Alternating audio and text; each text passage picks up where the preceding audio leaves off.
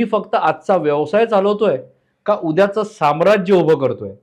असं कधी होतं का की आपण रेल्वे स्टेशनवर गेलोय आणि काउंटरवर जाऊन फक्त इतकंच सांगितलं की मला एक तिकीट हवंय? नाही ना. आपल्याला नेमकं कुठे जायचंय हे आपण सांगत असतो. मग उद्योजक म्हणून बऱ्याचदा असं होतं की आपण खूप मेहनत करतो, पण आपल्याला कुठे पोहोचायचं हे माहिती नसतं. कारण मेहनत योग्य दिशेने नसली ना, तर फक्त धावपळ होते. आज अनेक व्यवसाय अडकतात. तिथे कष्ट कमी होतात म्हणून नाही, तर पुढे काय याचं स्पष्ट चित्र नसल्यामुळे, म्हणजे विजनच नसलं की आजचं काम होतं, पण उद्याचं भविष्य मात्र नेहमीच धुसर असतं. मला ना याबद्दल बायबलमधली एक गोष्ट आठवते. तो नोव्हा जो होता त्याने नाव बांधायला म्हणजे बोट बांधायला सुरुवात केली, तेव्हा आजूबाजूला पाणीच नव्हतं. लोक त्याच्याकडे बघून हसत होते. अरे मूर्ख आहेस, वेडा आहेस, काय करतोयस तू? पण तो म्हणाला की माहिती नाही, मी बनवून तयार राहतो.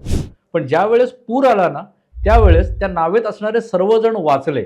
थोडक्यात काय, तर तुमचं विजन हे तुम्हाला वाचवायला म्हणजे अडचणीच्या प्रसंगात तारायला मदत करतं.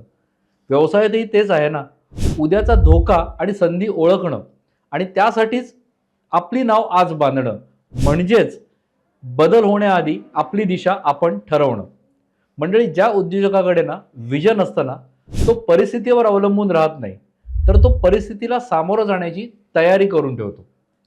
विजन नसेल तर आपण रोजचं काम करतो, पण विजन असेल ना, तर भविष्य घडवणारा म्हणजे आपल्या नंतर सुद्धा टिकेल असा उद्योग आपण ठरवतो.